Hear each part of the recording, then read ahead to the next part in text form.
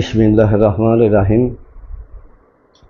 আলহামদুলিল্লাহ, সমস্ত প্রশংসায় সেই মহান আল্লাহ পাকের এবং শত কোটি দরুদ ও সালাম আমাদের প্রিয় নবী হযরত মুহাম্মদ সাল্লাল্লাহু আলাইহি ওয়াসাল্লামের উপর। আজ আমরা প্রতি সপ্তাহের ন্যায় আমাদের প্রাণপ্রিয় মুর্শিদের দেওয়া নির্ধারিত দিনে আমরা একত্রিত হয়েছি। কিছু বলবো এবং কিছু শুনবো, শোনার মাধ্যমে কিছু আমরা উপলব্ধি করব এবং নিজের দোষ ত্রুটি ভুল ধরে সেই দিক থেকে যাতে আমরা মুক্তি লাভ করতে পারি, সেই দোষ ত্রুটি ধরার জন্য আমরা এখানে আসি। আমার প্রিয় মুর্শিদ তিনি অসুস্থ অবস্থায় আছেন, তার উপর সালাম রেখে এবং উপস্থিত আমাদের দিনী যুগের যিনি ইসলামী ভাইয়েরা এবং বোনেরা যাহারা আছেন এবং এই ইন্টারনেটের মাধ্যমে যারা এটা দেখেন বা শোনেন, সবার জন্য আমার আন্তরিক সালাম। আসসালামু আলাইকুম ওয়া রাহমাতুল্লাহ। এতক্ষণ আমার সাথী ভাইয়েরা বা দিনী যুগের দিনে ইসলামী হেদায়েতি ভাইয়েরা খুব সুন্দর সুন্দর বক্তব্য দিয়ে গেলেন। আমিও কিছু বলার জন্য এখানে উপস্থিত হয়েছি। তো আমাদের মুর্শিদ, প্রাণপ্রিয় মুর্শিদ, তেনার কথা বা আমাদের আম্মা হুজুরের কিছু কথা আমি বলবো। আমরা তো হেদায়েত গ্রহণ করেছি আদম নূরের ছায়াতলে এসে। আদম নূরের প্রথম মুর্শিদ আমিরাদের আত্মসত্তা বেলায়েতি দাবিদার যিনি ছিলেন, সেই বা আদম নূর, তিনার নিকট থেকে হেদায়েত গ্রহণ করেছে। আজের থেকে প্রায় 33 বছর আগে আমরা হেদায়েত গ্রহণটা করি। এই দীর্ঘ সময়ে মহান আল্লাহ পাকের ইচ্ছায় মুর্শিদের সান্নিধ্য পথে চলে আসিতেছি এই পর্যন্ত। আমি মুর্শিদের নিকট অনেক কথা শুনেছি, তিনি আমাকে অনেক দুঃখ প্রকাশও করেছেন। এইভাবে অতীতের দিকে এখন যাওয়া লাগে, না দেওয়া উপায় নাই। যে যাকে সৃষ্টি না করিলে মহান আল্লাহ পাক এই দুনিয়াতে মানবী সৃষ্টি করতেন না। যে সেই ব্যক্তি আমাদের আদি পিতা হযরত আদম ও শফিউল্লাহ। যে হযরত আদম ও শফিউল্লাহ প্রতি মহান আল্লাহ পাক একটা কলেমা প্রেরণ করেছেন। সে কলেমাটা কি? এটা আমাদের জাতীয় কলেমা। সর্বপ্রথম মানব, প্রথম নবী, সেই নবীর উপরে আল্লাহ একটা কলেমা দান করেছেন, যার নাম হলো লা ইলাহা ইল্লাল্লাহ হযরত আদম ও শফিউল্লাহ। এটা আমাদের জাতীয় কলেমা। সেই জাতীয় কলেমা যে দান করেছেন, লা ইলাহা ইল্লাল্লাহ হযরত আদম ও শফিউল্লাহ, শাফায়াতটা তো তিনি তো শাফায়াত অধিকার আল্লাহ পাক দিয়েছেন।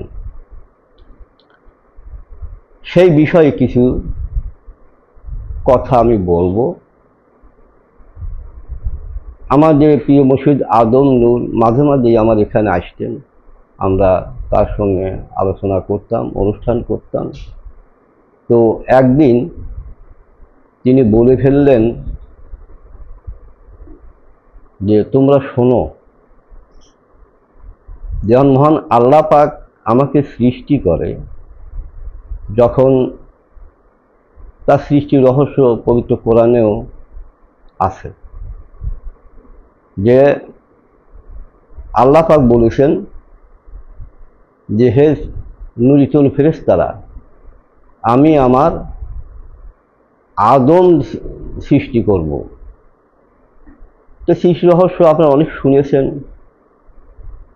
কিছু কথা না বললেই না, তাই আমি বলতেছি। যখন আমার আদম উঠে দাঁড়াবে, হে নুরিতন ফেরেশতারা, তোমরা তাকে সিজদা করবে। তো আল্লাহ স্বীয় নূর দ্বারা যখন আদম ভাণ্ডে প্রদান করলেন, তখন আমাদের আদি পিতা হযরত আদম শফিউল্লাহ তিনি জীবিত হলেন, নিজের অস্তিত্বকে ফিরে পেলেন, জ্ঞান পেলেন। তখন তিনি আল্লাহর প্রশংসা স্বরূপ বলে ওঠেন আলহামদুলিল্লাহ। তখন আল্লাহর আদেশে নুরিতন ফেরেশতারা তাকে সিজদা করবে। এখন আমার মুর্শিদ সেই আদি পিতা হযরত আদম ও শফিউল্লাহ তিনি বলতেছেন যে, হাই মিয়া, যখন আমি অতীতে ওই আল্লাহ পাকে যখন আমাকে সৃষ্টি করলো, তখন নুরিতন ফেরেশতারা সবাই আমাকে সিজদা করলো, এক ইবলিস ব্যতীত। কিন্তু সবাই তো আমাকে নিজের অন্তর দ্বারা বা ইচ্ছাকৃতভাবে সিজদা করে নাই। তারা সিজদা করছে আল্লাহর ভয়ে, আল্লাহর কৌশলে, আল্লাহর ভয়ে তারা সিজদা করেছে। তখন আমি একা ছিলাম, নিতান্তই একা ছিলাম। এত নুরিতন ফেরেশতা থাকা সত্ত্বেও কেহই আমাকে সঙ্গ দান করে নাই, বা কেহ আমার সঙ্গে ভালো ব্যবহারও করে নাই। আমি তখন নির্বিঘ্নে একাই ছিলাম। এক আল্লাহ পাক তিনি আমাকে সাহায্য করেছেন, তিনি মহান এবং তিনি মহিয়ান। তিনি আমাকে সাহায্য করেছেন বলেই আমি ওখানে টিকে ছিলাম। আবার যখন দুনিয়াতে আসলাম, দুনিয়া আমি একাই এসেছিলাম, আমার সঙ্গে আমাদের মা হাওয়া তিনি এসেছিলেন। এই দুজন ব্যক্তি দুনিয়াতে, আর কোনো মানবই ছিল না। তখন ওই অবস্থায় আমরা আমাদের জীবনটা কিভাবে কাটেছে তুমি কি উপলব্ধি করতে পারো? তখন আমি বললাম, হে মুর্শিদ, প্রাণপ্রিয় মুর্শিদ, হে বাপজান, আমারই জ্ঞান কুলায় না। তো তখন কি অবস্থা আপনি ছিলেন? তো তখন আমি একাই ছিলাম। তারপর মহান আল্লাহ পাক সন্তান সন্ততি দিলেন। দেওয়ার পরে কিছুদিন দুনিয়া থাকার পরে যখন সন্তান সন্ততি যে দুনিয়াটা একটু প্রসারের সৃষ্টি হলো, তখন মহান আল্লাহ পাক আমাকে আবার নিয়ে আসলেন। কিন্তু আমি যদি ধর্ম প্রচার করে পারছিলাম না। তখন যদি মহান আল্লাহ পাক আমাকে ধর্ম প্রচার অধিকার দিত, তাহলে আমি এই ধর্মই তখন প্রথমেই প্রচার করতাম। ইহা কিন্তু আমার মুর্শিদ আদম নূরের কথা। তাহলে এই ধর্ম প্রচার আমি করব, কার কাছে করব? সাধারণত কয়েকটা মানুষ, আর ওই মানুষে আমি থাকাকালীন কোনো নবীরও আবির্ভাব হয়নি। তো আল্লাহর ইচ্ছায় আল্লাহ আমাকে নিয়ে আসলো। কিন্তু আমার ধর্ম তো আছে, আমি তো ধর্ম প্রচার করব। তখন নুরিতন ফেরেশতারা বলল, আল্লাহ পাকের কাছে ওরা ওয়াদাভুক্ত নাকি ছিল মুর্শিদের বাণীর কথায়, যে আমরা আগে দুনিয়ায় যাব এবং ধর্ম প্রচার করব। এই ধর্মের ভিতরে আদম কোনো সময় জানি না ঢোকে, অর্থাৎ আমাদের নবুয়ত শেষ না হওয়া পর্যন্ত এই আদম ধর্ম জানি দুনিয়ায় না আসে। সেই নুরিতন ফেরেশতারা নিজের ইচ্ছাকৃতভাবে, যে আমি জানি কোনোদিনও এই দুনিয়ার জীবনের আসতে না পারি, বা আসলেও আমার কথা যেন না শোনে, সেইভাবে তারা ধর্ম প্রচার করে গেছেন। আমি যে একজন মানব বা মানবের গোড়াগাছা ছিলাম, এটা তারা কোনোভাবেই প্রচার করে দেয় নাই। তারা আমাকে অ্যাভয়েড করে নিজেদের ধর্ম নিজেরাই দিয়ে গেছেন। যা হোক, এখন যখন আমি পৃথিবীতে সমস্ত নবুয়ত শেষ হওয়ার পর আবার মহান আল্লাহ পাক আমাকে আমার যে স্বীয় ধর্ম সেই ধর্ম প্রচার করার জন্য আবার দুনিয়াতে প্রেরণ করলেন বা দুনিয়াতে অবতার ঘটালেন। আমি দেখি অবতারিত মানব। আজ যখন আমি অনেক কষ্টের মাধ্যমে, অনেক আরাধনার মাধ্যমে আমার নিজের অস্তিত্বকে নিজে যখন খুঁজে পেলাম যে আমি তো সেই আদম শফিউল্লাহ, তো তখন মহান আল্লাহ পাক আমাকে আদেশ দিলেন যে তুমি তোমার নিজ ধর্ম তুমি পালন করো, প্রসার করো, প্রসার করো। তখন আমি মহান আল্লাহ পাকের অর্ডারে, তার মাধ্যমে আমি আমার স্বীয় ধর্ম, যে ধর্ম তোমরা কোরআনে পাও, যে আল্লাহর তরফের থেকে যখন যে আমার আদম যাবে, সে আমার স্বীয় খলিফা, সেই খলিফার ধর্ম যখন পৃথিবীতে তোমাদের প্রচার করবে, তখন তাহার নিকট থেকে তোমরা ধর্ম গ্রহণ করিও। এছাড়া আপনারা কোরআন বাকারা খুঁজে দেখেন যে আল্লাহর তরফে খলিফা হলো হযরত আদম শফিউল্লাহ। তিনি এই দুনিয়ায় এসে যখন ধর্ম প্রচার করতেছেন, তখন এই কোরআনের সাথে তার জীবনটা মিলিয়ে রেখেছে। আমরাও মহান আল্লাহ পাকের ইচ্ছায় কোরআন শরীফ বাড়িতেই আছে, একটু চোখ মেললেই, আরবি ভালো না জানলেও বাংলাটা কিছু পড়তে পারি বা পড়ি। আর মৌলানারা, মৌলবীরা যারা আছেন, তারা তো মনে হয় কোরআনে পারদর্শী হয়ে গেছেন, তাদের কথা তো আলাদাই। কারণ সেই দিকে লক্ষ্য করলে দেখা যায় যে মুর্শিদ যেভাবে কথা বলেন, তিনি তো আল্লাহর কোরআনের সাথে মিলে যান, যে তিনি এইভাবে আল্লাহ সৃষ্টি করছেন, তার সৃষ্টি রহস্য, তিনি আল্লাহর তরফের খলিফা। এই আল্লাহর তরফের খলিফা কোন নবী কি দাবি করেছেন যে আমি আল্লাহর তরফের খলিফা? কোন নবী কিন্তু ইহা দাবি করেন নাই। একমাত্র আদম নূর দাবি করতেছেন। তিনি বলতেছেন আমি আদম নূরে মুর্শিদ হয়ে সর্বপ্রথম এই পৃথিবীতে অবতার হয়েছি, আমি সেই অবতারিত মানব। যা হোক, তিনি আফসোস করে বলতেছেন যে আমি যখন এই আদম নূরের ধর্ম দেওয়ার জন্য মানুষকে আদম নূরের ছায়াতলে ডাকি, তখন কেহই আমার কথা সাড়া দেয় না। কেন সাড়া দেয় না আমি এটি বুঝি না। মানুষ কি তার জীবনে মুক্তি চায় না? কতিপয় মানুষ, তোমরা কতিপয় 2-4 জন লোক এসে হেদায়েত গ্রহণ করছে। এ কিন্তু আমি 33 বছর আগেকার কথা বলতেছি। তো এখন সেই আমি আসছি আমার জাতিকে উদ্ধার করার জন্য, যে জাতি আদম জাতি বা মানব ধর্ম নিয়ে, মানবতার ধর্ম নিয়ে আমি এখানে অবতার হয়েছি। কিন্তু আমি মানুষকে মুক্তি করার জন্য এসেছি, কিন্তু মানুষ তো নিজের মুক্তি নিজে চায় না। আমি এখানেও এসে দেখি যে আমি যেমন অতীতে একা একা ছিলাম, এই বিশ্বের অগণিত মানুষের ভিতরেও আমি সেই একা একা জীবনই উপলব্ধি করতেছি। আমার কথা শুনে আমার কাছে কেউ ঘেঁষেই নেয় যে তোমাদের কি হলো, তোমরা আমার কাছে আসতে চাও না কেন? তোমরা কি মুক্তি চাও না?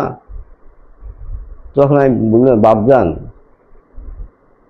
আপনি বিশ্বের প্রথম মুর্শিদ, আদম নূরের প্রথম মুর্শিদে মানুষের ডাকতে থাকেন।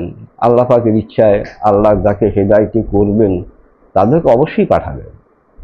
আর আল্লাহ পাক যাদের হেদায়েত করবেন না, তারা আসবে না। কারণ আল্লাহ পাক রাসূলকে বলছিলেন, হে রাসূল, আপনি ধর্ম প্রচার করতে থাকেন, কে হেদায়েত নেবে না নেবে সেটা আমার ব্যাপার। আর আপনি তো আল্লাহর খলিফা, আপনি প্রচার করতে থাকেন। আল্লাহ কে হেদায়েত নেবে না নেবে আল্লাহ পাকই সেটা চিন্তা ভাবনা করবে। তখন মুর্শিদ বললেন, তবু আমারও তো প্রচেষ্টা আছে, আমি তো প্রচেষ্টা করতে পারি। তাহলে হ্যাঁ, প্রচেষ্টা করুন, ডাকেন। তাই তিনি বিশ্বের বুকে এই আদম নূরের ছায়াতলে বা আদম নূরের হেদায়েতের সন্তান হয়ে যাদের ধর্ম পালন করতে পারে তাই জন্য তিনি ডাক দিলেন। তখন বেশ কিছুদিন পর আমাদের হেদায়েতে কিছুদিন পর আমরা মাঝে মাঝে হুজুরের সান্নিধ্যে যাই, হুজুরের সঙ্গে কথাবার্তা বলি, আম্মা হুজুরের সঙ্গে কথাবার্তা বলি। তো আম্মা হুজুর আমাদেরকে ওই সময় থেকেই এত ভালোবাসতেন, তিনি সালাম করতে গেলেই মাথায় হাত দিয়ে আমাদের আশীর্বাদ করতেন। তো এই যে আম্মা হুজুরের ভালোবাসাটা বা আশীর্বাদ নেওয়া, এখন তিনি নাই, আমাদের সৌভাগ্য আর হয় না। একদিন হঠাৎ মুর্শিদ আমাদের পানকোলাতে এসে কথা প্রসঙ্গে বলে উঠলেন। তিনি তখন আশরাফুল মাখলুকাত বই লেখেন। যে আশরাফুল মাখলুকাত বই লেখার ভিতর থেকে আমি প্রশ্ন করলাম যে বাপজান, আপনি যে আশরাফুল মাখলুকাত বইটা লিখতেছেন, এটা তো আপনার লিখিত কিতাব হয়ে বা আপনার বাণী হয়ে বিশ্বের উপর দণ্ডমান থাকবে, প্রচার হয় থাকবে, কিন্তু আপনি যে মানবশ্রেষ্ঠ মানব আদম নূর, তা আপনার জীবনীটা কে লিখবে, কিভাবে লিখবে, এটা কিছু অনুধাবন আমরা কি করতে পারি? তো আমার মুর্শিদ কিছুক্ষণ দম ধরে থেকে তিনি বললেন, কেন তুমি লিখবে? তা আমার তো হাত পাও কাঁপা আরম্ভ করলো যে বাপজান কি বলে, আমি আদম নূরের কিতাব লিখব, এ ক্ষমতা কি আমার আছে? তখন মুর্শিদ আমাকে ধমক দিয়ে বললেন যে ক্ষমতা তোমার থাকবে কেন? আমি তোমার মুর্শিদ নই? তোমাকে আমি বলতেছি না যে তুমি আদম আমার জীবনী লেখো? আল্লাহ পাকে তোমাকে দেখাবে। যাই হোক, অনেক কথার পর বলে, তখন আমি বললাম যে বাপজান, তাহলে কি খাতা কলম কিনবো? অবশ্যই কিনবে। তো তিনি এই অর্ডার দিয়ে চলে গেলেন, দিয়ে একদিন থাইকে তারপর চলে গেলেন। তখন আমি খাতা কলম কিনে আল্লাহ পাকের ইচ্ছায় মানবশ্রেষ্ঠ মানব হযরত আদম শফিউল্লাহ যে জীবনী, আমাদের মুর্শিদ প্রাণপ্রিয় মুর্শিদ আদম নূরের জীবনী, মহান আল্লাহ পাকের ইচ্ছায় তারকে স্মরণ করে এই লেখা আরম্ভ করলাম। যে এই কথাটা আম্মা হুজুর পোতাদের থেকে, তার বাড়ি থেকে জানিয়ে পাইছে, হয়তো মুর্শিদের মুখে থেকে জানছে। যে আম্মা হুজুর ছুটে চলে আইছে এই পারকোলাতে, আইসা তখন আমাকে ডাকিছে, আমি গেলাম সেখানে। তো তিনি যাওয়ার সঙ্গে সঙ্গেই করে, বাবা তুমি বসো। তো বসলাম, তিনিও বসলেন। বসার পর তিনি বললেন যে শোনো, তোমার মুর্শিদ যখন তোমাকে তার জীবনী লেখার জন্য নিযুক্ত করছেন, তুমি ভয় পেও না। আমি তোমার আম্মা হুজুর, আমিও বলতেছি তুমি ভয় পেও না। তিনি আমার মাথা সাইটে দিলেন আর বললেন যে তোমার অসুবিধা হলে, যেখানে তোমার অসুবিধা হবে, আমি তোমার মা আছি, তুমি আমার কাছে যাও, আমি সেটা বলে করে তোমাকে যতটুকু আমি জানি ততটুকু বলে করে তোমাকে জানাবো। আর তুমি মুর্শিদের কাছে মাঝে মাঝে এলে শুনিয়ে দিয়ে লিখো। এইভাবে আল্লাহ পাকের ইচ্ছায় তিনি আশীর্বাদ করলেন এবং আরও দুই একজন উৎসাহ দিলেন। দেওয়ার পর মহান আল্লাহ পাকের ইচ্ছায় তার জীবনী আমি লিখিতেছি। এখন আমি এই কারণে বলতেছি না যে আমি জীবনী লিখিতেছি কেন, কিসের জন্য, কোনো দাবিদারের জন্য, আমি তা কিন্তু বলতেছি না। কিন্তু এই জীবনী ভারটা তিনি আমার উপর ন্যস্ত করেছেন। আবার তিনি আমাকে এখানকার ইমাম বলে ঘোষণা দান করেছেন, তিনি আমাকে এখানকার সভাপতি বলে ঘোষণা দান করেছেন, তিনি আমাকে এখানে বাদশাহ বলে ঘোষণা দান করেছেন অনেকজন লোকের মাধ্যমে। এখন আমি কি কোনো কিছু দাবিতে আসতে পারি না আসতে পারি না? কোনো কিছু দাবিতে আসতে পারি, তবু আমি আসবো না। কেননা আমার মুর্শিদ দিছেন, শুধু আমাকেই দিছেন, আমি জানি, আরও যে জানে না কেউ, তারা সবাই জানে। তবু আমি কোনো দাবি করতে চাচ্ছি না। আমার জীবনটা হলো যে আমি নিজের জীবনকে মানব রূপে ফিরিয়ে নিয়ে যাওয়া, বা আমার যে সালাদ মুর্শিদের মাধ্যমে আমার সালাদের যে কার্যক্রম তিনি বুঝিয়ে দিয়েছেন যে তোমার সালাদটা ইহাই, তোমার সালাদকে তুমি কায়েম করে দিয়ে দেবে। আমি সালাদকে কায়েম করার চেষ্টায় আছি, মুর্শিদ আল্লাহ পাকের ইচ্ছায়, মুর্শিদের দোয়ায় সালামকে যেন আমি কায়েম করে নিয়ে যেতে পারি। আর সেই আদম নূরের কিছু কিছু হেদায়েতি বিন্দু আছে, তারা এই মুর্শিদের অসুস্থ অবস্থায় তারা নিজেকে অনেক বড় মনে করে টানা হেঁচড়া আরম্ভ করছে। একটু আগে আমার এক বক্তা বলে গেছে যে তারা যার যার আইডি খুলে সমস্ত কিছু তারা নিজেদের ইচ্ছা মতো বা মানুষকে শোনাইতেছে। এই ইহা যদি ঠিক হয়, তাহলে আদম নূরের মুর্শিদের আদর্শ রইল কোথায়? আদর্শ কোথায় রইল? দুজনে হেদায়েত হয়, আমি অমুক, অমুকে অমুক, অমুক আমি একজন আরেকটা দাবি করতেছে। এত দাবি কেন? যে তুমি কি দাবিদার জন্য হেদায়েত গ্রহণ করছো, নাকি নিজেকে বাঁচানোর জন্য হেদায়েত গ্রহণ করছো? কোনটা? এখন আমাদের কথা হলো, আমরা আদম নূরের মুর্শিদের কাছে হেদায়েত গ্রহণ করছি, ওয়াদাকৃত জীবন নিয়েছি।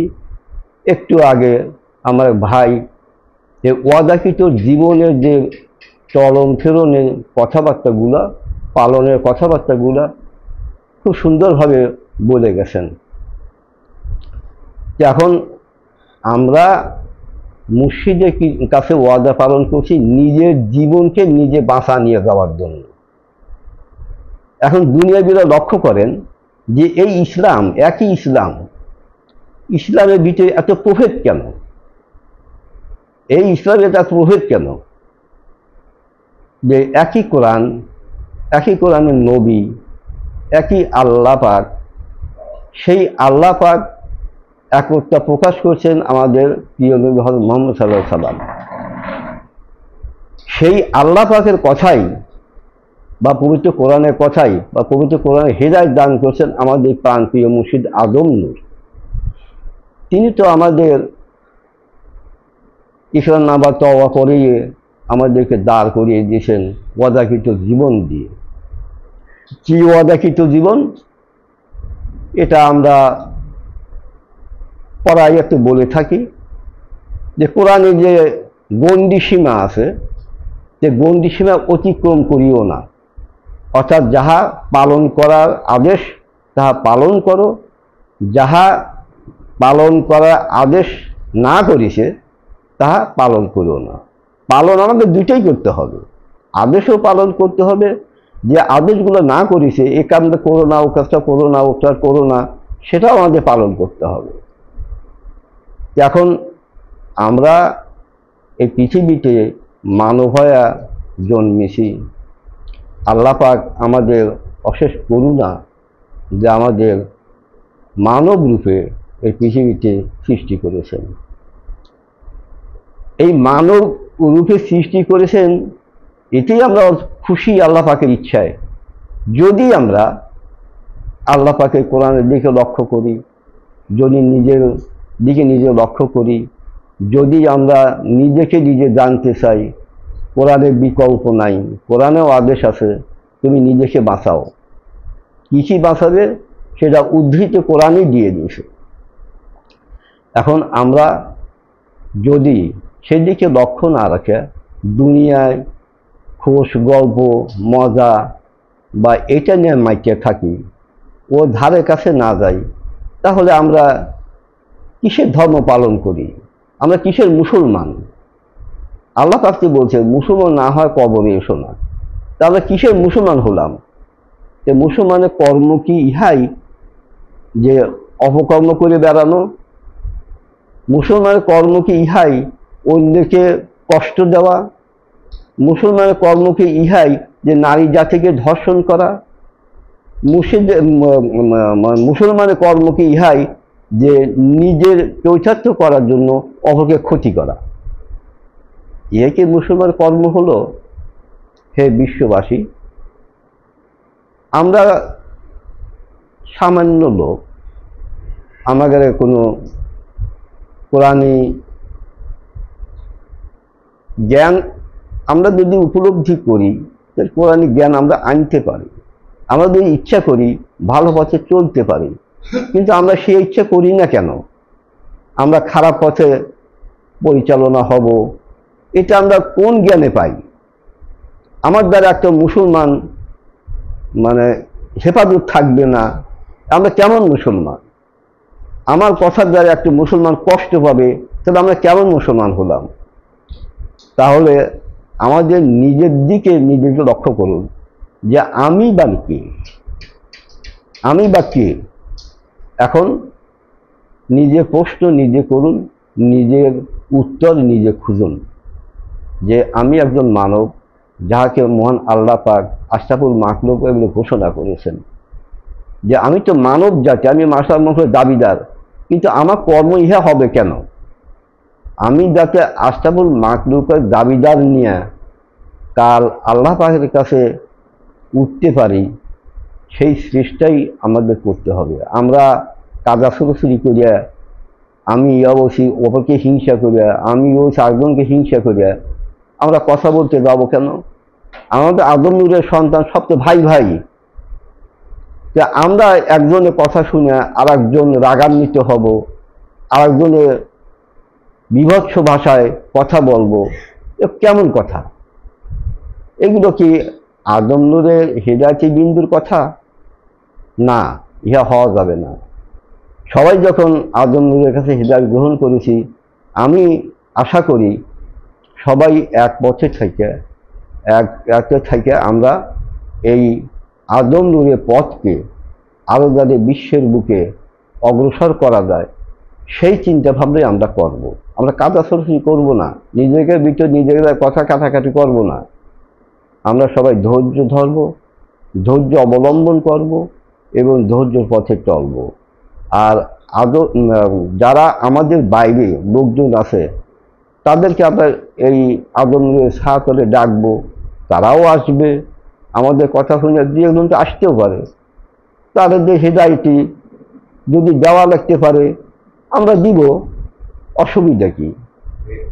তাহলে হে বিশ্বের মানুষ সকল, আজ আমি মুর্শিদকে নিয়ে অনেক কথাই বললাম, আর আমার প্রাণপ্রিয় মুর্শিদ যাহা সত্য কথা আমি সেইগুলো বলি, তাহলে কথোপকথনে যা সত্য কথা আমি সেইগুলোই বলেছি। যে এখন কথা হলো যে নিজের জীবনটাকে বাঁচাতে হলে বা নিজের এই জীবনকে অর্থাৎ আখিমুস সালাত, এই সালাতে কায়েম করে নিয়ে যেতে হলে আদম নূরের হেদায়েতি ব্যক্তিদেরকে কারো ক্ষমতা নাই নিজের সালাতকে নিজে কায়েম করে নিয়ে যাওয়া। হ্যাঁ, নামাজ তো আমরা পড়বই, নামাজ পড়বো, নিজের সালাতকে কায়েম করে নিয়ে আল্লাহ পাকের কাছে রুকু সিজদা সজদা করব, তখনই করব তাও না, তার আগে থেকেই করব তার প্রশংসা করা।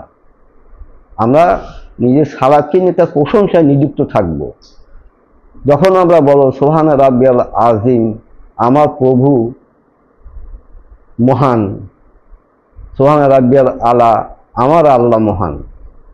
তো এই যে আল্লাহর একত্ববাদ মহান ঘোষণা করা, ইহা আল্লাহ পছন্দ করে। কিসের মাধ্যমে? সততার মাধ্যমে। অসতের মাধ্যমে কিন্তু ইহা কানেও শোনেন না। ইহা আল্লাহ পাকের কোরআনী ঘোষণা। যে এই যে আমরা ইয়াও করব উয়াও করব, মিশ্রিত জীবন গঠন করব, এই মিশ্রিত জীবন আল্লাহ পছন্দ করেন না। তাহলে হে ভাই সকল, হে বিশ্বের মানব সকল, আমরা যেন মিশ্রিত জীবন গঠন না করি, এই মর্মে আমরা ওয়াদা করে আল্লাহ পাকের সান্নিধ্যে যাতে আমাদের এই নিজ সুরাত বা নিজ সালাতকে কায়েম করে নিয়ে যেতে পারি, এই আশা আকাঙ্ক্ষা রেখে আমার সংক্ষিপ্ত বক্তব্য এখানে সমাপ্ত করলাম। সুবহান আল্লাহ বিহামদিহি, সুবহান আল্লাহ আযীম। আসসালামু আলাইকুম ওয়া রাহমাতুল্লাহ।